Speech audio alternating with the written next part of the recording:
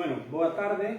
Estamos aquí con outra entrega de Celtas sen filtros desde a Croa do Castro de Unta, en Betanzos, aquí ao pé do Concello, na trastenda de Alecrín de Betanzos, unha tenda de camisetas que, aínda que non nos paga, non é sponsor, pois facemos de publicidade polo préstamo deste lugar para facer estas cousas.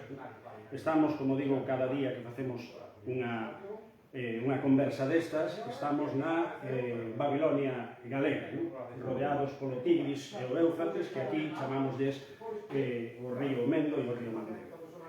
Levamos xa como 14 ou 15 convidados diversos, que tanto das letras como do resto de actividades da cultura, da sociedade, etc. E hoxe pois toca un convidado especial. Explicaremos por qué máis adiante. É unha persoa coñecida pola súa participación nos medios de comunicación, tanto como articulista, como tertuliano en varios medios, entre eles pode ser a TVG ou tamén a Radio Galega, pero aparte deso trae detrás de sí unha trayectoria importante. Foi membro dun goberno galego, un goberno que moita xente esquecería xa, sobre todo a xente nova, que era o goberno tripartito, en donde estuvo moi noviño de xefe de gabinete da Consellería da Presidencia, con Mariñas, que era o diputado, e repetiu en outro goberno galego, no bipartito, tamén, como secretario xeral de Relacións Institucionais. É un abogado de sona, respetado, en algúns casos temido, porque é unha persona moi efectiva, e como me decía a min, Lois, aquel que montara aquel primeiro xornal digital de Roy Rodríguez, en galego, que era Vieiros, tenme dito unha vez, é que ti eres como un neno interactivo mal curado, hai quen me gana. Eu creo que un deles é Xoán Antón Pérez Lema, que temos aquí a miña esquerda, e o cal saúdo antes de comenzar a falar de unha serie de cousas. Boa tarde. Boa tarde, Antón. Pois a verdade é que encantado de estar aquí, non? Bueno, sei, vamos, a hiperactividade é unha cousa tal e como se pon o mundo, non? Que o mellor non andar con andrómenas pola cuestión, pero eu creo que sí, eu moitas veces digo, cando se fala de hiperactividade, non entro en cuestións pedagógicas e médicas, é dicir, sí que eu creo que hai persoas que o que sí que estamos, que somos máis persoas de acción que de pensamento. Eu procuro pensar algo, non? Pero sí que é verdade que me considero unha persoa de acción e que sempre me tiven, eu creo que tamén é o teu caso, é o caso de moitas persoas, non? Que queremos desenvolver diversas aspectos, diversas facianas, non? Da realidade e da nosa vocación, e temos a grandísima sorte de poder facer, porque a hiperactividade, é dicir, a inmensa maioría das persoas, desgraciadamente, non teñen ningún tipo de posibilidade de desenvolver nin vocacións, nin siquera, é dicir, de ter unha vida digna. Entón, as persoas que temos a sorte de poder achegar algo á sociedade, non? E de poder desenvolver a nosa vocación ou algunha das nosas vocacións, eu creo que somos moi afortunados, non? Eu estive botando contas e ti, se non me equivoco, ti era xefe de gabinete dunha consellería moi importante naquel goberno tripartito con só 22 anos. 21, casi para 22. Bueno, peor mo pos, ainda.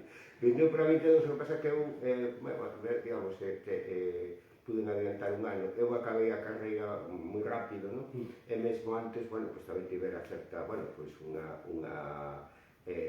achegamento a docencia, non? Universitaria, non? Moi pouco tempo, unhas semanas, e inmediatamente xa, bueno, pois puxen, bueno, nese caso tive a sorte de que Pablo González Mariñas xa me coñecía desde segundo, terceiro de carreira, máis ou menos xa tiñamos unha participación importante nas mocidades nacionalistas galegas naquele momento. Eu era vicesecretario xeral incluso, nunha época, bueno, eu creo que ti xa estabas ao mellor nalgún escalón máis avanzado nese sentido, non? Pero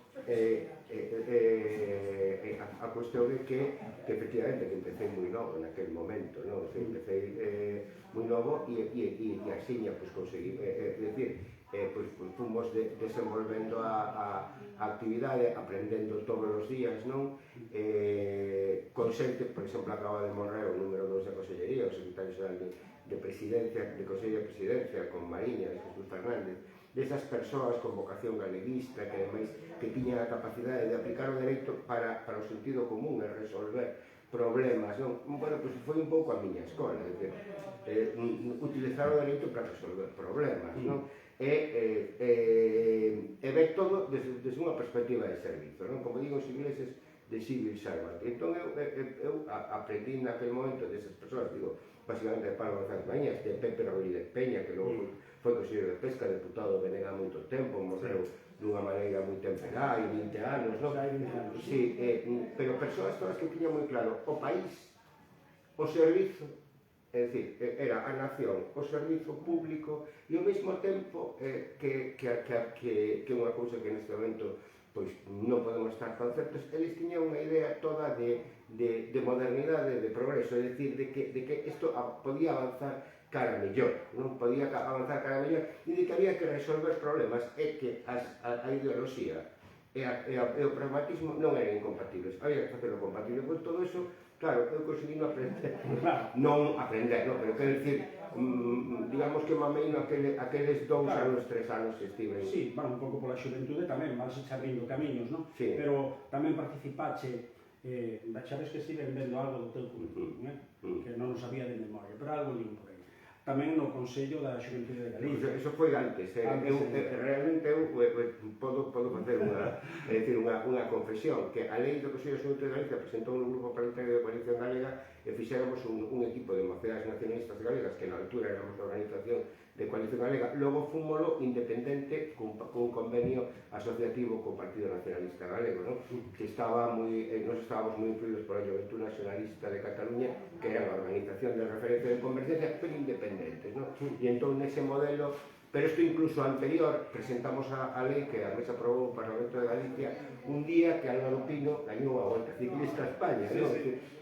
Bueno, e que Tomás Pérez Vidal, rifounos porque estábamos varios cadros, non, da organización juvenil aplaudindo. Fixemos unha lei de Consello de Galicia porque, pero todas as cousas nacen aquí, dúas persoas moi coñecidas, Pepe Blanco, anterior ministro, Pedro Rostizo, que foi concelleiro, non, deputado provincial e tal. Bueno, éramos os líderes, os secretarios xerales, sobre todo socialistas, e das novas xeracións do PP, e aquí, moi preto, no albergue de Sada, Mariña Española, dixeron que o Consello de Xuventude que era unha cousa deles e dos que quixeran entrar, non? E porque estaba regulado por unha orde da época do primeiro goberno de Álvaro. E eu dixen, bueno, hai aquí organizacións juvenis que teñen conexións con grupos parlamentarios, xa veremos o que pasa. E presentamos fixemos ese traballo, o Grupo Parlamentario de Coalición Galega, que neste momento era o voceiro Pablo González Mariñas, presentou-no, hubo varias emendas e aprobouse a lei creando o Consello como unha organización independente, non? Bueno, logo foi presidente precisamente Pepe Blanco, e xa, esas cousas foron, pero eu creo que foi unha chega importante no sentido de que eu creo que eso ademais anticipou a cuestión da excepción de conciencia e institución. Foi a primeira vez que as organizacións juvenis, e neste caso era a de Coalición Galega, como podía ser calquera outra, introducimos unha senda que non lle cuadraba nada ben, é dicir, aos nosos líderes políticos, non? Sendo persoas bastante abertas, como Mariñas, como Rodríguez Peña, como Carlos Mella, pero esa historia de que hubiera Consello de Xuventude ou de que había que entender a insumisión, non? E había que loitar por a excepción de conciencia. Claro, que estamos falando de xente que naquela eran novos, pero que fixeron o servizo militar, por exemplo, non? Sí, bueno, isto non foi fácil, creo, para ninguna organización política. Eu falando con xente de Galiza Nova, non? Pois, decir que naquele momento, pois, estaba Manolo Antelo, de secretario xeral, e despois foi Víctor Loeira, e dicía, non tivemos o mesmo, ou Barreiro, que era galego, e dicía, non tivemos exactamente o mesmo problema, pero tamén o tiñan as xuventudes de Óscar Bartasuna e a Eli do PNV, pero nun ano e pico hubo un cambio absoluto. Estou falando da sección de condicións. De alguma maneira se estaba participando da construción de cousas que non existían. Que non existían. Viñamos, nesas épocas, poucos anos había da morte de Franco e todo era construído. Sí, pero creo que unha cousa importante, ata entón, novas xeracións do Partido Socialista, sobre todo de novas xeracións, é un pouco como unhas escolas de señores novos, pero que estaban en mentalidade de cadros políticos. Eu creo que nós naquel momento, como tamén as colectivas de esquerda galega, Galiza Nova e tal, conseguimos introducir política de xuventude propia, é dicir, política de xuventude propia, non? Tamén, evidentemente, máis sensibilidade ecolóxica que había, claro, sobre todo nas organizacións nacionalistas, había todo tipo, como tamén as nosas compañeras feministas, é dicir, a comprensión sobre o fenómeno da igualdade pois costou traballo e a esquerda do nacionalismo non eran sitios donde non houbera, eu recordo en nacionalistas que decían, hai que facer a mili, incluso se queres facer un exército galego mañana, non. A ver, claro, ese foi, eu creo que un cambio de paradigma importante, non? E ademais que axudou bastante a transversalidade, logo foi moito máis fácil a incorporación, por exemplo, do PNG do PNG e da esquerda galega, foi tamén moito máis fácil por esta, digamos que eu creo que xa éramos unha xeración que as batallas que hubo, evidentemente batallas, mesmo a propia división entre a CSTG e a NTG, non a vivíamos dunha maneira tan intensa, e entón foi posible, non? Pois, sobre todo a partir dos primeiros 90, en esa, pero bueno, o mellor estamos dando moitos saltos para diante. Que che vai dicir, despois, digamos que no plano xa máis profesional, aparte do teu traballo concreto, profesional, tamén destacache de alguna maneira por todo aquele lío que houbera coa asociación que creáchedes para o tema das preferentes, o tema das estafas bancarias e de todo aquilo que tuvo moita repercusión social. Sí, isto é moito despois, non? Sí, é moito decir, hai unha, é dicir, eu cando... Digo che ese salto, porque depois deixamos o do bipartito máis para despois, para explayarnos moito. No, eu creo que hai un momento importante, bueno, estamos falando da crise económica, da Gran Depresión, ano 2007, Lehman Brothers, 2008, e resulta que, sobre todo, xa hubo, encadro un pouco a cuestión das preferentes, as caixas de aforro non podían ter capital, non?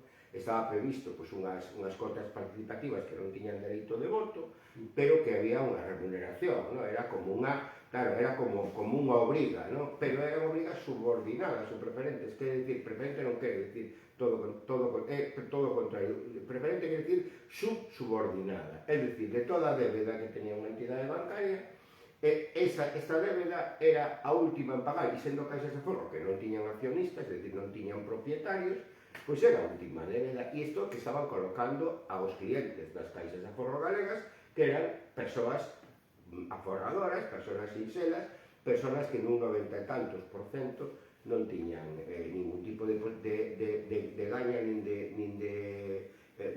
de aposta por nada arriscado.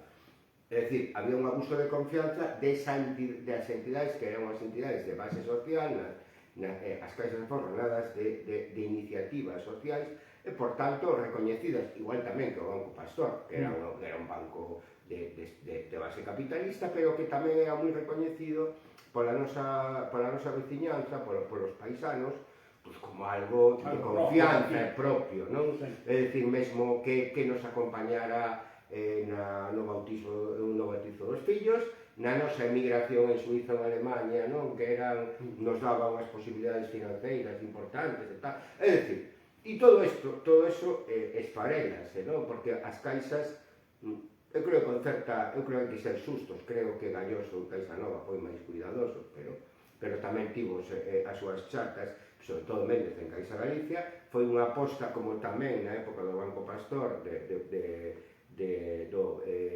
Fulgencio, non recordo o apelido, que viñera do Banco Popular. Esta xente o que quere é apostar polo gran mercado inmobiliario do Mediterráneo, son os últimos en chegar e collen o peor. E entón necesitan captar ese capital, non? Porque o que se trataba era de duplicar ou triplicar balance, é dicir, de termos o duplo ou triplo de recursos captados, non? Bueno, eso é unha auténtica barbaridade en banca, non?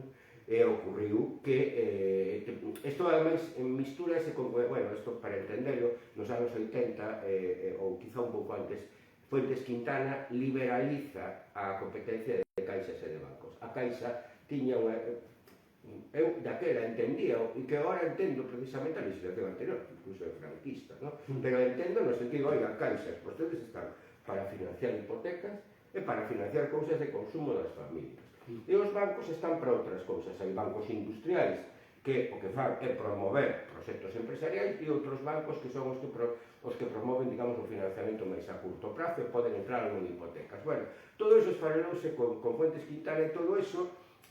As caixas tiñan, ademais, participaban dunha doble natureza. Por unha parte, eran unhas entidades que estaban gobernadas por... É dicir, eran de base fundacional, non tiñan propietario, e a regulación era do goberno autonómico, que no caso da Xunta de Galicia, en casi todos os casos foi igual, pois simplemente o que facía era ratificar o marcado por a súa dirección, porque os consellos de administración non mandaban nada. O presidente de Caixa Galicia, o presidente de Caixa Nova, despois sí que foi Galloso, pero os que mandaban eran Galloso como director xeral e Méndez como director. Isto desde o ano 83-84, desde a implicación do poder autonómico coas caixas. Pero, por outro lado, a actividade financiera que regulaba eran os bancos. Os bancos estaban magoados por esta competencia, porque é unha competencia dura, e os bancos xa tiñan desde sempre a vista posta en desfacer, non? E entón aproveitouse esa situación, claro, eran unhas entidades que non tiñan capital propiamente, e aproveitouse a un pacto, ademais un pacto do fan Zapatero e Rajoy no ano 2009, para xa de lenda das caixas, van desaparecer as caixas, vamos, incluso caixas saneadas como as vascas, que se obrigaron a crear bancos, non? Que pasar esa actividade fundacional para o que podía ser a cuestión da obra social. Entón, o que nos decatamos é que en Galicia hai unha chea de xente estafada, non? Entón, bueno, participamos na fundación dunha asociación que se chamaba Asociación Galega de Afectados por Produtos Financeiros, Agaprofi, que logo nos fusionamos con outra asociación que estaba funcionando en Ourense e Pontevedra e se creou a Asociación Galega de Consumidores Usuarios, a COUGA, non? No ano 2014, pero xa con asociacións que operaban desde o ano 2012 e que entendo que fixemos con moitísimos clientes, non? E que creo que fixemos un traballo importante nesa sensibilización. Conseguimos prácticamente poñer xunto con outros actores e outros operativos e moito traballo de moitos abogados e moitos colectivos de base, colectivo de base de Santiago, por exemplo, onde estaba Xesús Domínguez, que hoxe é concelleiro do goberno local. En Lugo había tamén un colectivo magnífico, moi ben organizado, e ao final Núñez Feixóo ten que crear unha solución ad hoc. Nunha época tan recentralizadora como a de Rajoy, inventan competencias novas para o Instituto Galego de Consumo porque hai que dar unha canle arbitral para resolver os temas tamén máis propios e máis que máis lle preocupaban desde o punto de vista de que eran os votantes do Partido Popular os máis afectados, porque era un sector social, xa non digo por mera participación numérica proporcional e galego, sino incluso era un colectivo máis afectado, non? Entón hai esa aposta, logo sí que é verdade que hubo que levar moitísimos casos por a vía judicial, gañáronse prácticamente todos e creouse unha perspectiva nova sobre as cuestións de consumo bancario, que tamén consumo financeiro, consumo de seguros, é dicir, se fixose ver tamén a carón dunha jurisprudencia do Tribunal de Xustiza da Unión Europea moi positiva en todo menos na cuestión das accións do Banco Popular, que foi unha, desde o meu punto de vista, se podo dicir así, unha cagada a favor do Banco Santander, pero se non, nas outras circunstancias, o Tribunal de Xustiza da Unión Europea obrigou o Tribunal Supremo a rectificar unha liña claramente que xa viña desde 1950, desde a época de unha orde ministerial baseada no criterio de Garrigues, do abogado, bueno, pois que o que se consigue é que, bueno, pois crear unha liña, xa non solamente que se resolve o tema se va resolvendo o problema das preferentes e das subordinadas, sino que se abre a posibilidade da nulidade das cláusulas bancarias abusivas, non? E entón cae a cláusula de Chan, despois cae a cláusula dos gastos hipotecarios, está a piques de caer a cuestión do IRPH, cae o xuro de demora desproporcionado, cae o vencimento anticipado, que foi a causa de tantos despesos, de tantos desafiuzamentos que empañaron, que amolaron a vida da xente aqueles anos. Bueno, eu creo que foi, nese sentido, estou moi contento, é dicir, do traballo desenvolvido. En a COGA traballaban bastantes máis despachos. Bueno, eu son o secretario xeral desa fundación e o coordino a asesoría xurídica, pero hai 9 despachos de abogados, cando o meu, traballando territorialmente e en cuestións é dicir, pero eu creo que fixemos aí un traballo importante, como tamén outras maneiras de consumidores, pero creo que non sempre fomos galegos apartidistas e non apolíticos, galegos, é dicir, tiñamos a cosmovisión, de feito estamos como organización de consumidores, pois agora hai todo o traballo alrededor da mesa de normalización lingüística para dar un pulo a unha política alternativa ao que se quere facer esta Consellería de Política en Lingua, non? E agora estamos moi implicados como asociación e o meu despacho tamén no asesoramento e defensa das persoas físicas, jurídicas, empresas, comunidades de montes ante a enxurrada eólica, é dicir, eólico sí, pero non así, é dicir, que temos aí un problema importantísimo. Aí podemos enganchar xa, bueno, porque foi a experiencia do bipartito, é precisamente o tema dos eólicos. E digo, se queres decir, digo, esta cuestión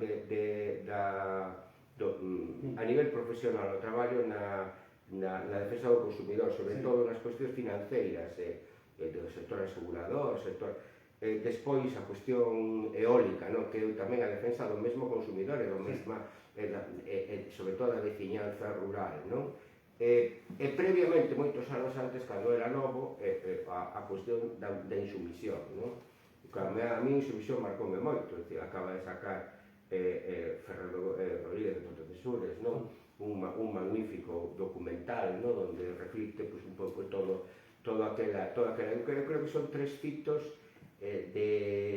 porque o dereito ten que ser un instrumento para resolver problemas e evidentemente todo o mundo quere gañar a vida con dignidade e os abogados ou empresas ao final tens que funcionar a final de mes, a final de ano desde o punto de vista económico, pero realmente o dereito para min é un instrumento de mellora da condición humana e de mellora das condicións sociales, e entendendo en termos de cidadanía, de veciñanza e de país. Por eso digo, o sección insumisión anos 90 e tantos, anos 2012, 2013, 2014, 15, 16, 18 incluso, el tema de preferentes subordinadas, cláusulas de chat, cláusulas bancarias, a COUGA conseguiu resolver 3.000 e pico consumidores de a banca, nunha demanda colectiva, sin pechar os juzgados con 3.000, sin chapalos con 3.000 e pico casos, resolvimos todo nunha única demanda colectiva. Eu creo que neste momento a única demanda colectiva bancaria funcionou ben. Eu creo que a segunda demanda colectiva de funcionar é a do cartel de coches que están facendo ali a Renault e a máis en outras asociacións de consumidores en Valladolid, porque realmente ninguna das que se plantexaron en Madrid funcionou, e probablemente a nosa sobre a comisión de apertura que está plantexada na Coruña. E logo, en terceiro lugar, xa nos anos 20-22, ao carón desta potenciación eólica que ademais ten un grandísimo acelerón desde a Unión Europea despois da guerra de Ucrania, bueno, eu creo que iso que son un pouco os tres fitos na miña carreira profesional que claro, que agora analizado por ti, eu entendo, sí que o compromiso, digamos, de civil servant, de servizo público, o compromiso político, o compromiso, digamos, profesional humano, pois é dificilmente extendible. Parece que moitas veces, facendo cousas moi diferentes, parece que estás un pouco sempre na mesma loja. Claro, claro. Pois, decíache, agora que falabas do tema eólico, pois é un momento estupendo para tamén, de alguna maneira, analizar as diferencias sobre o que está acontecendo agora e cal era o plantexamento do bipartito do que ti participache e que xerou, pois, digamos que esa caza, fundamentalmente os eólicos, penso eu, que foi un factor determinante. Quería tamén que comentaras un pouco bueno, como foi a túa experiencia? Xa ti ben chegado no tripartito cando eras moi novo, xa non eras tan novo, xa tiñas moita máis experiencia acumulada co tema do bipartito, onde fuche secretario xeral de Relacións Institucionais. Como viviche ese proceso que, bueno, por desgracia, tanto un como outro foron bastante curtos para o que debería de ser este país? 2 anos e medio no tripartito e menos dun ano e medio do bipartito, porque eu sustituín a Antón Losada, non directamente, porque isto é importante, é dicir, non directamente, Antón Losada dimitiu, tiña acumulada a Secretaría Xeral da Vicepresidencia como departamento da Secretaría Xeral de Relacións Institucionais.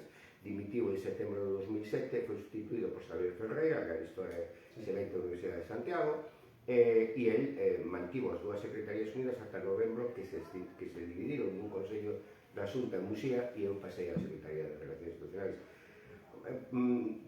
Empezando, falo brevemente un pouco da experiencia e logo, porque, o personal é quizá menos importante. Pois eu creo que foi unha experiencia moi positiva, para min era dar un xeito recuperar un traballo desde... Eu creo que a administración autonómica ten limitacións, evidentemente, a cuestión normativa, este déficit máximo de 1 por 1000 que che deixa, e o control vía Tribunal Constitucional, evidentemente o Estado español sempre foi moi agresivo co autogoberno, pero o autogoberno galego é unha arma potente, é un bicho moi importante, e iso decataste ali, e aparte a ventaxa que eu creo que había en parte daquele goberno, que era a parte máis vinculado ao BNG, e algún departamento do PSOE, tamén hai que decirlo. Eu creo que a cuestión é que había bastante bagaxe detrás da academia, dos sindicatos, de organizacións empresariais sectoriais, que había presencia, é dicir, o BNG chegou a ese goberno en 2005-2006 cunha experiencia importante, e cunha gana de resolver problemas, e cunha capacidade de resolverlos xa demostrado en concellos como Allariz, Pontevedra, Carballo, é dicir, bastantes máis. Falo de 2005 porque logo parece que estamos casi na mesma época, pero pasaron moitas cousas. Desgraciadamente, estes 20 anos, o BNG ten, eu creo que ten a mellor situación da historia deste evento, no ano 23, 24, 25, pero a min se me parecen bastantes cousas, creo que é a peor a circunstancia, hai 18, 19 anos, pero pareceseme esa influencia nun sector social que non desde a afiliación, pero desde a mesma cuestión simpatizante ou desde o achegamento ás maneiras de facer do BNG nos gobernos locais e no goberno autonómico, pois foi entendendo aos poucos a que era o traballo que se quería facer. E na cuestión eólica, que conste que eu creo que o concurso que aprobou o Consello da Xunta no ano 2007 desenvolveu o conselleiro Fernando Blanco, por certo, casado nesta cidade dos cabaleiros, aquí en Betanzos, pois o que eu creo que sería posible en algunhas cousas, pero noutras cousas sería non tan doado neste momento. Creo que cambiaron, mudaron algunhas cousas, pero o que plantexa o goberno da Xunta, e nomeadamente por proposta do conselleiro nacionalista Fernando Blanco, en coordinación co vicepresidente Alonso Quintana e coa executiva nacional do BNG, porque eso foi unha decisión de organización, é que a enerxía eólica, que é un elemento que temos a nosa, é dicir, Galicia polas súas características é costa, é vento, é natureza, entón, se nós temos a disponibilidade dese recurso, unha lógica moi nacionalista, moi soberanista e moi social, se nós temos os recursos, se nós temos que producir electricidade, ter un custo paisaxístico e ambiental, e temos que fornecer ao resto do Estado, sobre todo esa comunidade de Madrid que non produce e que consume, cun sistema de transporte eléctrico que é unha auténtica burrada, barbaridade, pero que é a clave de todo o sistema eléctrico español, a tarifa única e todo eso. Moi ben, entón, isto ten que se organizar desde un punto de vista de que vostede produce, vostede deixa aquí un impacto negativo, pero vostede ten que deixar un impacto positivo. E como conseguimos ese impacto positivo? Priorizando no concurso público a remuneración aos propietarios, comunidades de montes, é dicir, a remuneración aos concellos é un plan industrial que traslade a economía, xa que non podemos garantir que esa enerxía sexa para nós o que nos permita facer ou conseguir unha subvención, que conseguir que ese recurso, que esa enerxía, que esa excedente, esa plusvalía que decía Marx, non? Pois que se poida implantar no territorio baixo o concepto do plan industrial. Despois, claro, a dereita e as grandes distribuidoras eléctricas traballaron moito. Aquí en Galicia, como xa o desmontou todo o plan eólico despois, o decreto eólico desmontou a Xunta de Galicia mediante a aprobación dunha lei no Parlamento de Galicia aprobado pola súa maioría absoluta, non fixo falta. Pero en Cantabria, que era un sistema moi parecido ao galego, foi o Tribunal Superior de Justiza de Cantabria e despois o Tribunal Supremo que dixeron que de acordo coa lei do sector eléctrico do 2007, mutatis mutandi no 2013, ven sendo algo moi parecido. O recurso, a ver, hai a diferencia entre concesión e autorización. Cando unha cousa limitada é unha concesión, é dicir, se ti queres aproveitar para meixas ou para mexillón, necesitas unha concesión, ninguén pode estar aí. E cando é unha autorización, hai que dar tantas autorizacións por persoas que poidan cumprir, non? Por tal, a concesión, o espectro radioeléctrico, unha emisora tamén necesita concesión. Na autorización, evidentemente, autorización, home, pois todos os que poidan pasar ao río, pois debían poder pasar. Desa circunstancia se decía, a produción eólica non é un elemento, non é un recurso limitado, é un recurso que todas as que poidan coller. E entón, gracias, por eso dixeron, vostede non pode facer un proceso de concurrencia competitiva concesionando ese recurso, non? Aí Carlos Emeris ten traballado, como profesor da Universidade da Coruña, ten traballado bastante últimamente e ten definido, decir, que Galicia tiña posibilidades de reservar dentro do sistema constitucional, sin reformar a Constitución, de reservar para a súa xestión exclusiva o vento, non? O vento como enerxía. En cambio, por exemplo, a eólica mariña non podería facelo, porque o dominio público marítimo terrestre está establecido como de competencia estatal, pero o vento non?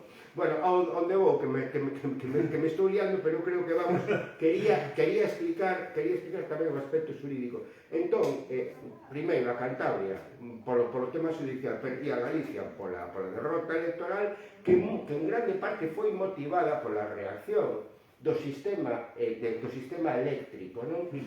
Claro, e logo, en unión cun certo capital, que ademais o representante de toda esa cuestión que se apareceu era Santiago Rey Fernández. O que lle decía a Eso Quintana, mira, nesta mesa de Sabón, non? De Sabón Arteixo, se teñen definido moitísimas cuestións.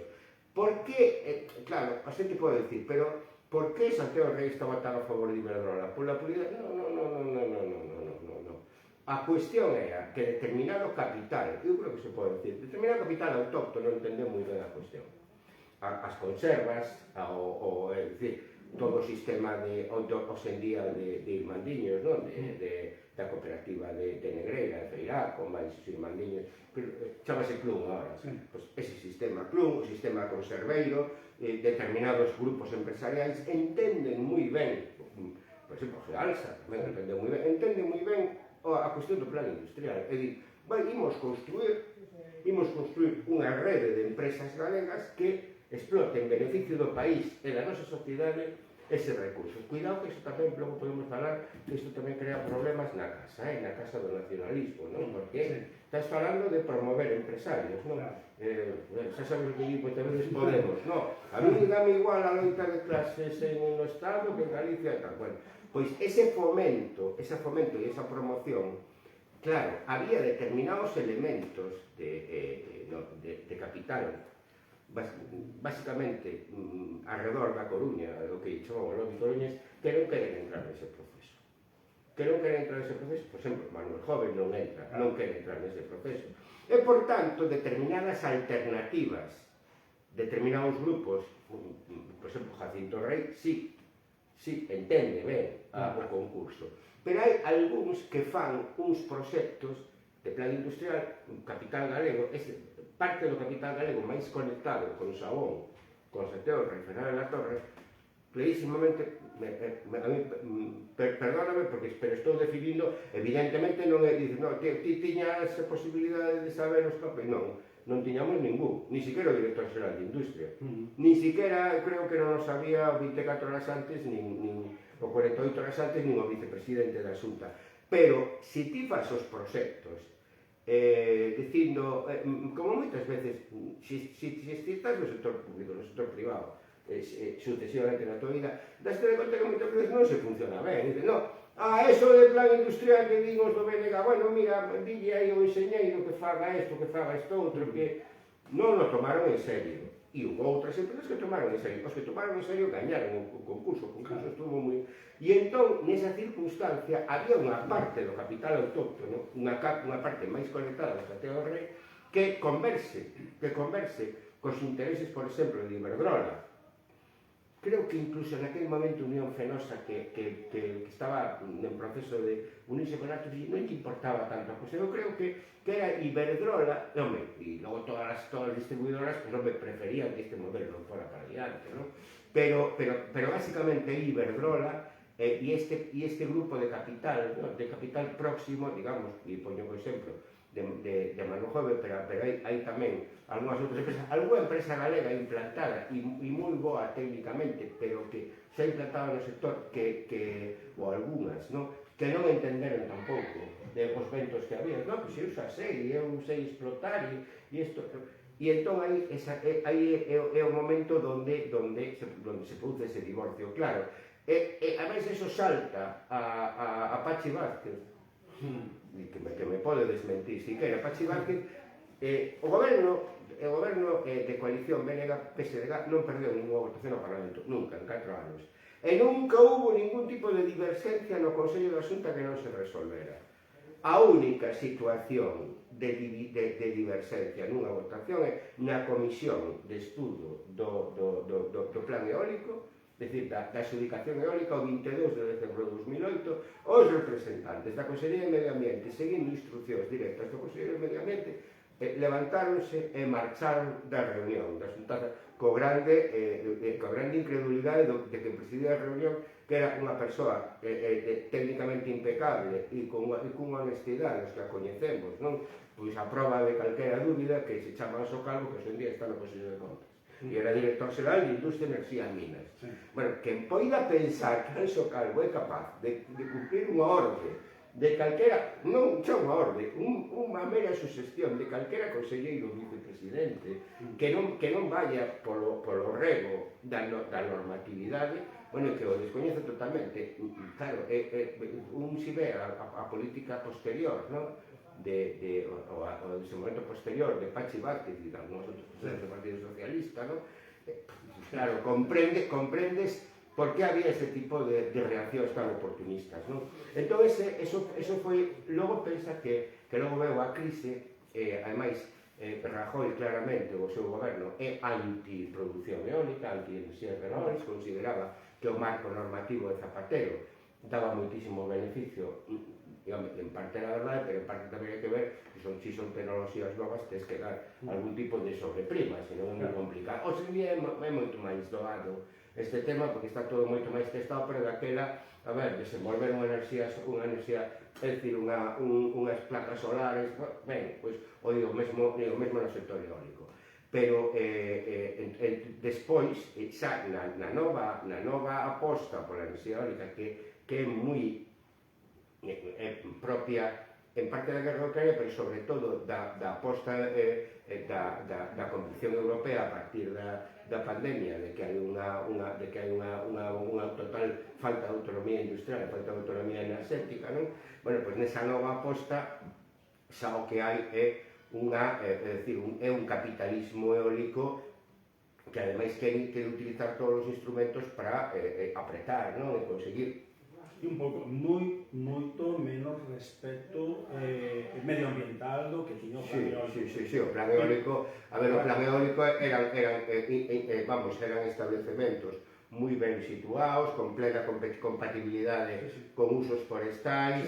Agora é prácticamente todo o territorio agora é susceptible de plantar. Sí, porque Claro, ademais o bipartito naquele momento que quixo foi facer unha planificación eólica sin instrumento, porque o mapa eólico non existía de feito desde o ano 2001, que ese é o grande problema que ten o sistema galego neste momento. Eles din, pero estamos na liña europea, efectivamente, a liña europea di que ten un interese superior, vale, pero Europa que che di, a normativa europea que che di, para bombas de calor e repotenciacións non lle fai falta facer un novo estudo ambiental.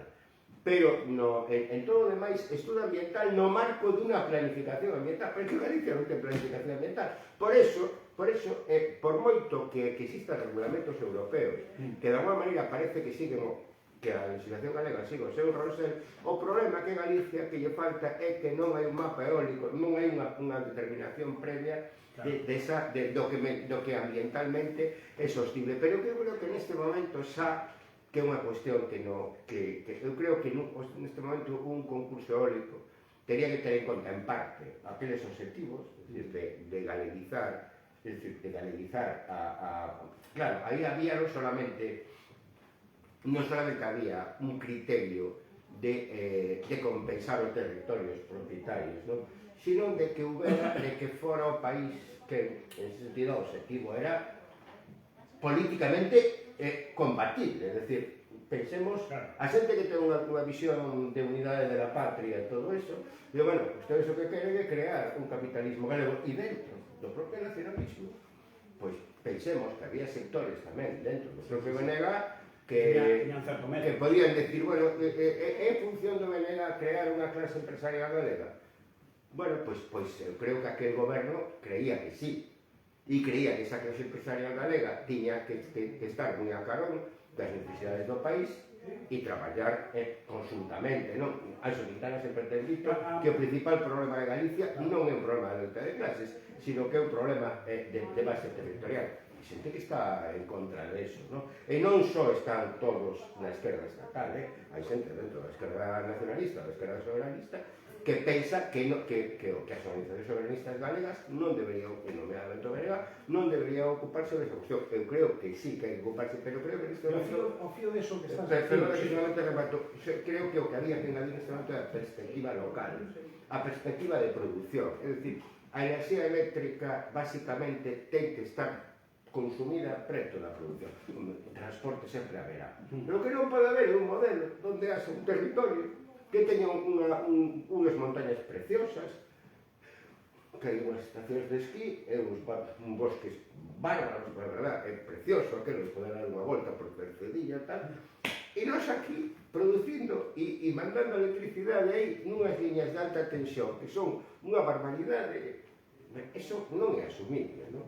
Eso non é asumible. Entón a macroproducción eu creo que neste momento xa nese sentido eu creo que aprendimos cousas que non tiñamos en conta no 2007-2008. Eu creo que hoxendía pois o galeguismo político e digamos os sectores profesionais, universitarios próximos a esta visión, creo que temos que engadir tamén a cuestión das comunidades de produtores, da produción e consumo próximo, non? E dun ambientalismo bueno, pues de compatibilidade, de realmente ese desenvolvemento sustentable. Por certo, o ambientalismo, que creo que ten que tamén pedir do ambientalismo globalista un certo respeto, ou un respeto importante tanto para as actividades de produción agraria e pesqueira que se xan sostibles, non? Porque moitas veces confúndese desde o ambientalismo globalista todo, non? Pero bueno, isto é outra cuestión. Non, decía que o fío un pouco do que estabas dicindo, que había sectores mesmo dentro do propio nacionalismo, non? Que non conxugaban moito con esa idea, non? Non crees que o bipartito pasou após da caída do bipartito un proceso de xulgamento desde o propio nacionalismo injusto? Sí, absolutamente. A ver, quero dicir, evidentemente o impacto das eleccións foi moi duro en todas as persoas que vivimos aquel proceso, no BNG e no Partido Socialista. No Partido Socialista o Touriño foi cesado aquela mesma, bueno, cesado, é dicir, obrigado a dimitir aquela mesma noite. Claro que Touriño, para Pepe Blanco, era responsable de non adiantar as eleccións. Cousa que aí, por unha vez, vou dar a razón a Pepe Blanco. Por unha vez, que se represente, e dentro de todo o respeto que lle teño o presidente de Touriño, que disensións moitas, conflitos co seu equipo internos, privados, que nunca salían a luz, pero era un goberno que había que... había... O normal en calquera goberno de coalición, pero sí, en calquera goberno de coalición, pero bueno, ás veces tamén os teus compañeros do outro lado vienche como irmán pequeno, sabes, bueno, ben, pero quero dicir, eu creo, ben, pero eu creo que aí hai de súpeto, eu creo que había un sector dentro do BNG que non entendeu a oportunidade que se abría de estar desde o goberno. E entón, eu creo que hai xente, en xeral, non solamente no BNG, sino en moitísimos sectores da esquerda que desprecian as posibilidades do posibilismo. Parece un pouco redundante, posibilidades e posibilismo, pero, a ver, eu creo que xestionar por xestionar, ainda xestionando ben, evidentemente ten que funcionar a todo o mundo. Pero, claramente, aquel goberno estaba xestionando abrindo posibilidades dunha transformación. Claro, mellor os que estamos no goberno, ti máis eu estábamos no goberno, pois podíamos albiscalo dunha maneira máis próxima que outros, non? Por exemplo, había xente da base social tradicional do BNG que se sorprendía de determinadas fichaxes que se fixeron. Eu estou me acordando dunha persoa que era subdirector xeral e que tiña, e además, nacionalista toda a vida, pero, claro, tivera traballar na administración fraga en postos intermedios e, bueno, a CIGA non o vía moi ben, vale, pero quero dicir, pero esas cousas sí que había máis das que, o mellor, percibíamos nese momento. Entón, hai un congreso, incluso da UPG, en novembro de 2008, donde bueno, non trasluciron grandes cousas, porque, bueno, daquela, hoxe en día parece que hai un pouco cambio nese sentido, pero daquela non se publicitaba absolutamente ninguna conclusión desta orientación de política, pero todos vimos todos que estábamos un pouco no año, vimos unha certa a refriarse, non? E isto tamén se trasladou, notámoslo algúns na campaña. Logo chegan as eleccións e entón, bueno, pois a responsabilidade que atribúese sobre a súa Quintana e sobre, digamos, o bailar coas vellas, por exemplo. Bueno, cousa que o mellor podes discutir se é bo facer ou non facer, pero mira, como non fomos auténticos, o povo final, bueno, non, a ver, eso claramente a causa de perder as eleccións foi en todas as enquisas anteriores a un mes e pico, 2 meses antes da conciencia de crise económica, que eu creo que algunha xente xa ten no outono do 2008, pero empeza xa en xaneiro, febreiro, e xa fora un pouco o debate das eleccións xerais de marzo de 2008, onde o Partido Socialista di non vamos ter problema de crises. Entón, eu creo que nese momento, finais do 8, primeiros do 9, a sociedade está un pouco virando, non? Ou determinados sectores sociais. Logo, entón, o Partido Popular aproveita unha cuestión que é o tema da lingua. O tema da lingua podía che dar, eu creo que nada máis que definiu, uns cantos milleiros de votos en Coruña e en Vigo, de xente que xa non votara polo Partido Popular, sino que votara polo Partido Socialista, non? Xente que urbana que intermediaba entre PP e Partido Socialista, e a partir da mentira, non? Da mentira de que se excluía o castelán. E entón, o Partido Popular que estaba a favor do decreto de 2007 promovido pola Administración Educativa, que ademais que era unha conselleira do Partido Socialista, creo que fixe un moi bo traballo, non? Bueno, pois, a partir dese decreto, rachan entón a lingua que levaba moito tempo sin constituir un elemento de discusión política. Logo sacan unhas fotos totalmente descontextualizadas de Anxo Quintana no barco de Jacinto Rei, pero atacan a cuestión de Jacinto Rei, que tivera unha adxudicación moi moderada, non? Moi limitada, sin embargo, di, non, mire, claro, aquelas fotos era para preparar o concurso eólico, non? E logo a Touriño lle mete unha cuestión dos coches e tal. Entón, hai unha campaña política que nos últimos 15 días hasta inventan accidentes de Anxo Quintana para que a xente non fose os seus mítines, non? De alguma maneira, aí non é, hai xente que fixo a lectura de que eso foi o primeiro experimento que houve no Estado español para chegar ao que está acontecendo agora. Sí, eso foi a primeira vez donde se vulneran absolutamente todas as reglas de mínimo comportamento democrático, donde Baltar Bello acusa a Anxo Quintana de agresión a persoa que era a súa dona naquele momento, a persoa que era a súa parella. Algo increíble, absolutamente falso. Eu levei aquela querella criminal, abriuse, transformouse o procedimento xa para abrir xuízo oral pola Suiza do Carballiño, con moito valor e con moi bo criterio xurídico, e logo a audiencia de Ourense dixo que non, que era liberdade de expresión, non? Algo increíble, pero Alberto Núñez Feijóo nunca pediu disculpas polo comportamento irresponsable, polo comportamento ausento, polo comportamento... Bueno, ahora entendemos un pouco por que non pide disculpas, non as pide hoxe por ninguna animalada.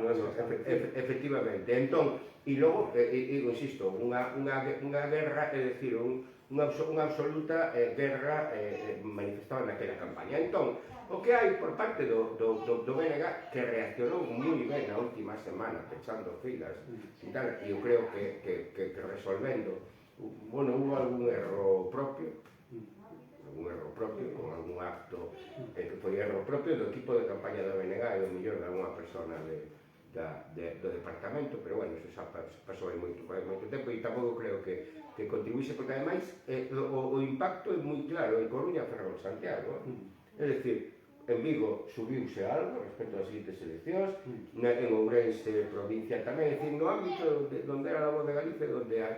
Pero despois, a lectura é, e aí conversen dous sectores diferentes, que ademais, e isto é a clave de que digamos, os independentes non gañaran a Asamblea de maio de 2009 no Palacio de Congresos. E é que Beiras, e determinado sector próximo a Beiras, defenden nese momento gobernar Galicia non se vende, non? Hai un sector que se pon claramente en contra do goberno, mellor por cuestións non resoltas anteriormente, probablemente, que había que ser resoltas internamente, non? Pero despois resulta que hai unha parte esencial, sobre todo vinculada ao pegar, non? Que din, bueno, esta experiencia non valiu, e agora que hai que ir os cuartéis de inverno, non?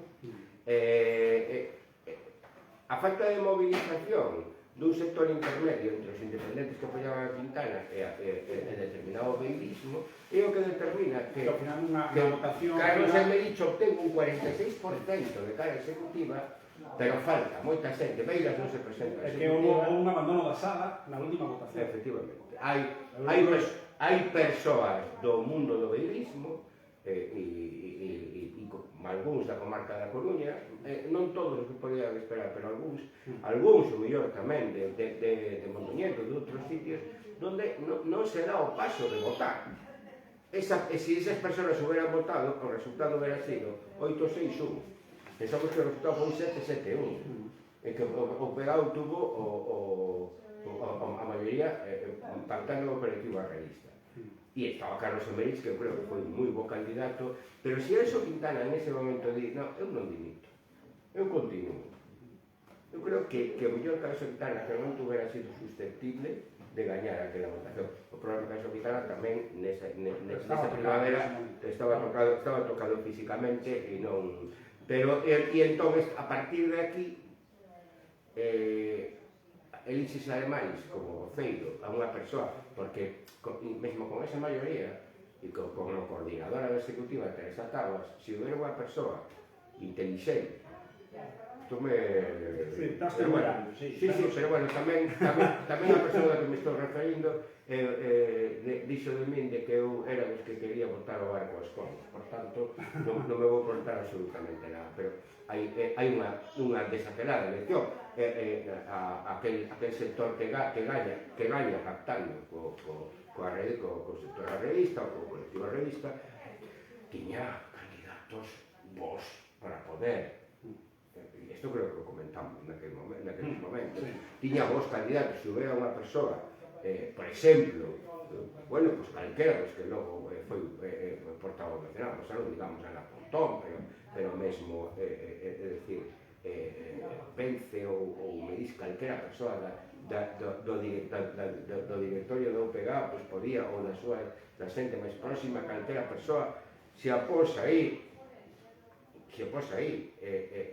con Teresa Tomás, coordinadora executiva, pois hubiera sido posible unha convivencia de que era algo moi importante, que eu estou seguro que con Anxo Quintana ou con outro líder ou con outra dirección non lle hubiera ocurrido a BNG, que era saber ler ben o 15M do 2000.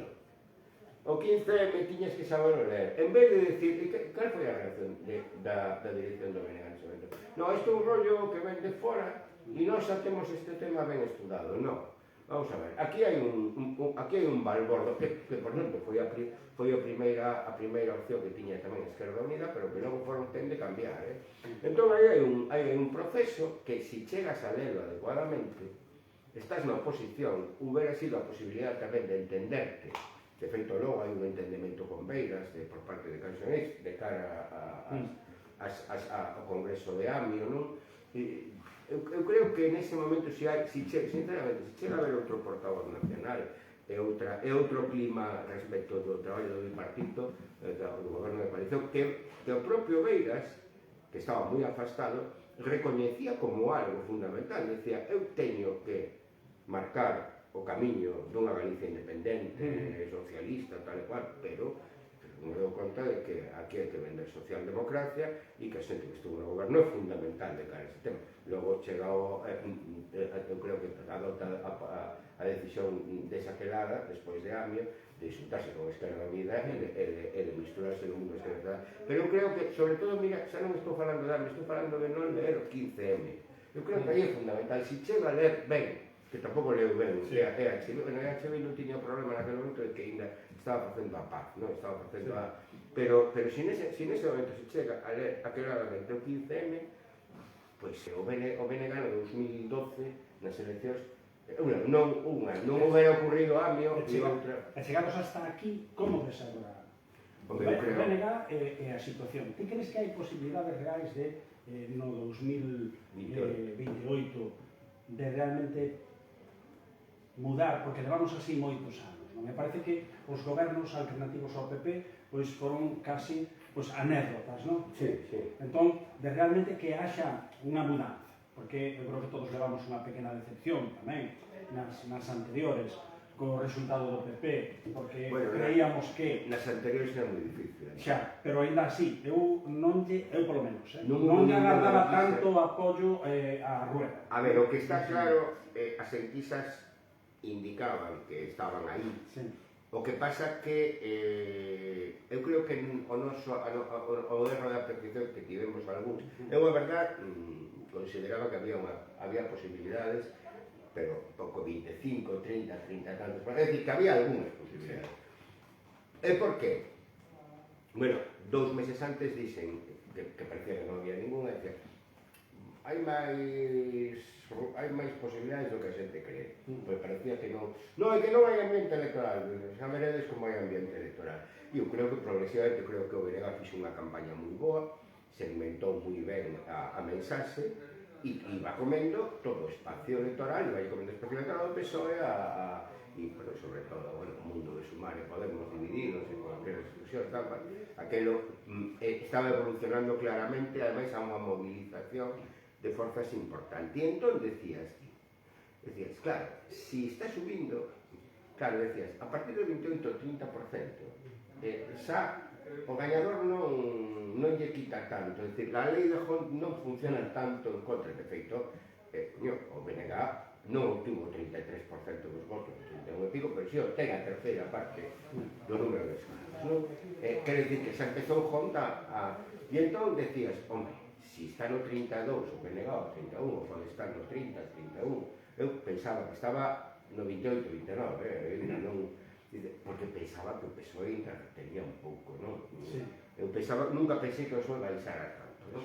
Entón, pues parece que un PP no cual eu tiña moita dúbida de Democracia Ourensana, porque decía, é difícil que baixe do 37 o PP e Democracia Ourensana vai sacarlo, non? Decía, non, 37 máis un e tal, pero bueno, hasta ese escenario. E, sin embargo, o que veis é que nese momento, na última semana, despois de meter, eu creo, a pata a Feixóo, cando mete a pata desa maneira, Rueda, que eu creo que está máis afeito que Feixóo a remangarse, a baixar a area, eu creo que hai unha movilización, sobre todo na Galicia rural, impresionante. Na Galicia rural é a utilización de toda esa rede que funciona tamén o PP nas parroquias, de decir, mira, que isto, si nos votan agora, non é como un partido, nos votan para moitos anos. Claro. E eu creo que é unha movilización brutal, non? Porque eu analicei no Para Nacional, nun artigo, a ver, Vigo, primeira forza política, BNG, Cangas, primeira forza política, o Grove, ben, de acordo. En Coruña, varios barrios, BNG número 1. Vimianzo, por exemplo, o Casco, o Pobo, o BNG gaña. Pero logo que días era, pero incluso máis que nas eleccións con Feijóo, as parroquias, as parroquias rurais de Vimianzo, incluso de Zas, que hai algunha parroquia Zas que ten unha maioría absolutísima do alcalde de Loro, o alcalde de Zas, pero algunha desas parroquias como estaba na situación de non tanto en Zas, quero dicir, onde hai un alcalde como non tanto en Carballo, pero compara Zas ou Carballo, que as parroquias votan Lolo Muño, votan Evencio Ferrero, e, sin embargo, hasta aí, non tanto, evidentemente, pero hasta aí ves un rearme que se basea na poboación rural, non? Por iso eu creo que é moi importante demostrar que o Partido Popular é un partido que está en contra do medio rural. E un Partido Popular, como se demostrou nos lumes de agosto, que o abandono do rural que propiciou este goberno é o que está creando estas circunstancias, non? Porque, de verdade, foron as persoas maiores, máis maiores, evidentemente, e as persoas máis no entorno rural os que salvaron a maioría do Partido Popular. Por certo, todos os votos son iguais e todas as persoas forman a vontade absolutamente da mesma maneira, non? Eu non vou ser como algúns de Podemos que di, non, é que non hai votos de primeira e votos de segunda, pero que sí creo que compre un traballo no territorio, no medio rural importante, non? Porque ademais, curiosamente, a maior parte que está no medio rural facendo cuestións importantes a nivel económico, de modernización e de introducción de tecnologías e intensivos, son persoas da Galicia de cambio. A Galicia de cambio, basicamente, fundamentalmente, está co BNG, coa dirección actual do BNG de la Pontón. Eso tamén é un risco, que realmente, así como está nucleado claramente, e agora estás vendo as enquisas de sondaxe neste ano, a ver, sondaxe en que sabe, outra cousa é como titula o medio propietario de sondaxe, como titula, non como escribe, hai que ler o corpo da información, pero como titula. Pero que se ve claramente que hai, a nivel autonómico, hai un polo alrededor do BNG e alrededor de Ana Pontón, que aproba, neste momento aprobaba, na última enquisa, e en cambio suspendía Clara. Probablemente a rebufo do que pasou cos lumes, non? Ben, moi ben. Entón, o que é fundamental é que a organización política que ten que apoiar este cambio, e que eu creo que neste momento está moi mayoritariamente vinculada, ¿no?, a este proxecto de cambio, pero que non se dispare tiros no pé. É dicir, que entenda que a ver, que a xente é maior de idade e que a xente non quere que lle diga, a xente ao colexio non quere volver ninguén. Ninguén quere volver a que lle rifen, nin a que ao seu pai, a súa nai, ao seu avó, lle rifen o tal. A xente quere ser autónoma. E entón non che poden decir o que tens que pensar, nin o que tens que deixar de pensar. Hai que entender que estás nun país europeo, nun país con moitos problemas, nun país moi plural, nun país onde temos unha inmigración que compre integrada e que ademais é unha gran forza. Si se sabe aproveitar, temos a grande sorte de que polo de obra a inmigración para Galicia como país non é un problema. Temos que facer unha inmigración e iso tamén implica pedir as competencias de inmigración, para poder potenciar dentro do país que queremos. Sí, organizado desde aquí. Organizado desde o país, non? Pero o que volvendo á situación do BNG, o que sería absurdo é reteñicar discursos como o de volvo ao pegar, o que eu digo, no, isto hai que ir máis en plan plural. Vamos a ver, a pluralidade, pois claro que ten que existir todo eso. Pero, a ver, o valor da referencia nun sistema político electoral moi baseado nos medios de comunicación, construir un Ana Pontón ou construir un Anxo Quintana costa moitísimo tempo, moitísimos recursos. Bueno, eso non o podes despreciar, pero sobre todo darlle a idea a xente que non hai que ser experto en política, nin hai que ser experto en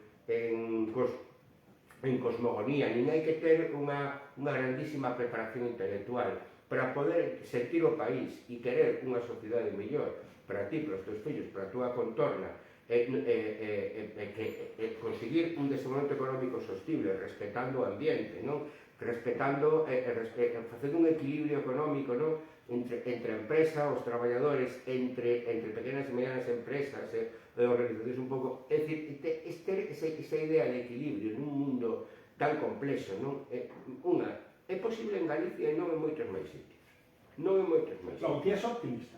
No, a corto plazo. Eu creo, digo, é posible en Galicia. Eu creo que se a organización que ten que darlle soporte a esta dirección nacional do BNG, non? Entende que hai que integrar e que hai que acubillar, por exemplo, a tantas candidaturas locais que naceron do propio BNG noutros tempos, non? E que aínda están por integrar. Evidentemente pode haber xente máis fácil, menos difícil, tamén hai que buscar novas vocacións. Eu creo que as xeracións que veñen teñen resoltas moitísimas cuestións, por exemplo, a dedicación á empresa privada, é dicir, o nacionalismo chamado popular históricamente, bueno, pois había certa dedicación hoxe en día, no mundo do nacionalismo, do soberanismo galego, tanto a nivel de afiliación como de vamos, é unha porcentaxe moi grande, non? De xente que ten actividades empresariais e non de mero autónomo, sino, bueno, de organizacións de certa entidade, tal e que eso e está, non? Entón, é dicir, o que hai que intentar aproveitar ese oco que se fixo. Entón, o que non se pode é dar un discurso de que, mire, no, isto que di esta señora está ben para que ustedes voten, pero despois vamos a hacer outra cousa. Non, sería moi prejudicial que a cidadanía galega, ou que parte da cidadanía galega, entendera que o BNG ten un discurso para as eleccións e outro discurso para o goberno. Non. Home, evidentemente, o goberno vai depender da correlación de forzas. Pero, se se consigue ese tema, mira que o que digo, máis unha cuestión interna, e se a situación internacional non desenera moitísimo, eu creo que no 28 hai posibilidades, non? Porque eu estou vendo tamén que no País Vasco, en Navarra, en Cataluña, tamén siga habendo un certo predominio de forzas propias e de esquerda. En Cataluña está avanzando moito Vox e a Alianza Catalana, non? Pero eu creo que son fenómenos bastante transitorios, non? E que aí en Alianza Catalana está, así como hai xente que é moi dura con Junts, eu creo que precisamente Junts, que quiso estar de pau de paller, non? O cual indica ter que tamén atender a certo electorado socialdemócrata, non? do centro-esquerda e atender a integración dunha sociedade complexa, bueno, pois hai un sector que votaba Pujol que ahora está votando a Alianza Catalana, non? Pero creo que sería malo tamén para Cataluña que Junts intentara copiar. Sí. Sí que evidentemente teñen, sobre todo os alcaldes, teñen que dar solución. Os alcaldes teñen que moitas veces teñen que actuar dunha maneira. Eso tamén foi un grave erro tamén do BNG no ano 2011. Xa hai un conxunto de alcaldes que coordinaba Martiño Noriega que eran identificación do BNG que rompera eses muros e que estaba en equilibrio e en armonía. É moito alcalde novo, ademais. Os veciños, sí, a ver, que estaban naquel grupo estaba Xurxo de Castrelo, estaba Marcos Besada, que non houve a candidatura aí, pero non sei como pesa valorar, Marcos Besada un nacionalista, non? Ten Sanfea de Caselas ou Cáliz en Mondariz, é dicir, outra xente non, outra xente pasou por lá, pero bueno, integrouse máis en... A ver, eu creo que aquel, tamén é moi importante o verán do 2011, estamos de cara a Amio, e parece que non solamente xa podemos prescindir do goberno de coalición e de Quintana, sino que podemos prescindir dos alcaldes que foran elegidos no 2007. Perdón, que foran reelegidos no 2011. Había un sector de alcaldes, creo que tamén, que de alguma maneira estaban descontentos precisamente polo pouco que se contaba eles, que eran os que ganaban eleccións. Por como se contaba con eles, non? Eu lembro aquelas queixas de algún deles, non? Eu creo que agora, por exemplo, hai persoas como bueno, que ademais que persoas como Lores que dá un exemplo, ou como Evencio Ferrero, ¿no? ou como Cristina Gallai, que dá un exemplo de normalidade, de xestión avanzada, de gañar premios internacionais e de gañar poboación, de integrar poboación e de facer cidade, non? Carballo en 22 anos é que é espectacular, non? Entón, claro, como desde unha dirección, na dirección neste momento non hai ese problema, non? Pero desde un sector importante, dentro de, creo que hoxe en día minoritario, pero importante, como se pode mirar con receo, ou como se pode mirar con un sentido, vamos, de distancia, realidades, vamos, tan positivas, non? Este 25 de xulio estaba con xente de Junts, de PNV, de Esquerra, e o que se decían era que tendes un motor moi... Eu non estou afiliado, eu son independente, son simpatizante do BNG, voto BNG, pero non volvín, marchei despois de Amio, e non volvín nunca máis a coller a ficha, non? Pero claro, decíanche, oye, os galegos tendes agora unha oportunidade moi importante, é dicir, tendes, ademais, notase que hai unha xeración que superou, que é a xeración, si queres, posterior a nosa, pero que eu vexo que en algunhas cousas non se fan, vou dicir un comentario así un pouco millor, pero non se fan as pallas mentais que nos facíamos, que nos facemos, non? Vamos, para ser máis exactos, o que se facían ou fan persoas da nosa xeración, claro, en política, non? Eu creo que as xeracións que veñen, que poden ter mellor outros efectos ou outra falta de perspectiva, pois hai moitos debates que xa os teñen, porque xa non os van dar, non? Entón eu creo que iso é moi importante, é a xeración esta posterior, é a de Ana Pontón, eu creo que é moi importante que acompañar este proceso e entendelo, non? Ora, por exemplo, demostrouse que a actuación respecto a política seguida respecto do conflito de Gaza, pois foi adecuada, pero incluso hai tamén nas formas, non? É dicir, pois bueno, pois pode haber xente que en vez de xenocidio fale de masacre, sustancialmente o mesmo. Xenocidio é un término técnico, masacre é un termo humano, é dicir, é o mismo en termos humanos masacre que xenocidio, non? Pero o que quero dicir é que que se pode utilizar a política para ser valente e para defender claramente a cidadanía, e para defender a paz no mundo, en Europa, para defender unha construcción europea quelada, para defender un desenvolvemento sostible. É dicir, o que falaba ao principio que eu aprendín de Pablo Marías e de Pepe Rodríguez Peña, que se podía compatibilizar a defensa dos principios co pragmatismo nunha xestión inteligente, eficiente e transformadora. A xestión simplemente eficiente para cumprir a nós que nos interesa, as persoas do mundo do galeguismo político, do galeguismo progresista, do nacionalismo, do movimento democrático en Galicia, nos interesa unha xestión eficiente, porque os primeiros que perden se unha xestión eficiente son as persoas máis desafortunadas, máis en risco de exclusión, e os sectores que máis necesitan da atracción do público, pero fundamentalmente tamén transformadora. Ben, pois, como xa nos excedimos bastante desa hora que che dixen, non? Porque ti és falador, vamos ir deixando. Lembrar que mañán hai tamén unha manifestación moi importante, agora que falabas do tema este do xenocidio, non? Do povo palestino, lembrado que quen se queira chegar, eu creo que vai ser multitudinario. Eu creo que sí, que vai ser multitudinario. Decir que o acto de con flotilla é un acto de agresión internacional, non? Sí. E a presión destas persoas é un acto de agresión internacional. Eu creo que hai moitísimas nubes no horizonte, pero por ver a botella, está casi medio valgueira, pero vamos ver que ainda queda un bon grolo para quitar a sede, non?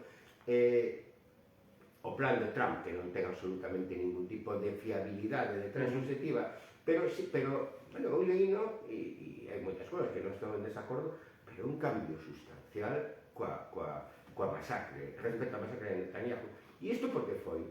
Pois é porque o mundo, e singularmente Europa, está poñendo o povo europeo. O povo europeo, sí. Máis que os gobernos, os gobernos están mirando un pouco por outro. Sí, pero bueno, pero tamén obligaron a un tipo tan Macron e Starmer, bueno, Macron que ten ademais bastante, decir, París sigue sendo un sitio bastante influencia xudea, neste momento eu creo que se non fora os problemas de Alemania coa cuestión xudía, que teñen unhas, que dá para falar moito, se non fora por esa cuestión, estaría moito máis avanzado a cuestión da ruptura comercial, das sancións comerciais. A Israel hai que levar ao mesmo punto que se lle levou a Rusia, ni máis ni menos. É dicir, o agresor internacional ten que ser progresivamente excluído e cando viva esa reacción. Tamén é verdade, eu creo que tamén miramos, eu creo que